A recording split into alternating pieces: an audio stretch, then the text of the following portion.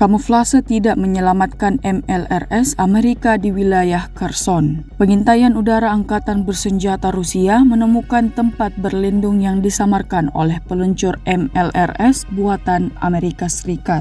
Menggunakan koordinat yang dikirimkan awak OTRK, Iskander M Rusia mengirim sebuah hadiah mematikan, menghancurkan MLRS dengan kendaraan pengawal dan hingga 10 prajurit Angkatan Bersenjata Ukraina. Akibatnya seperti yang terlihat dalam rekaman. Aksi ini terjadi di kawasan pemukiman Malaya Seydeminuka, 17 km timur laut desa Sinigirevka.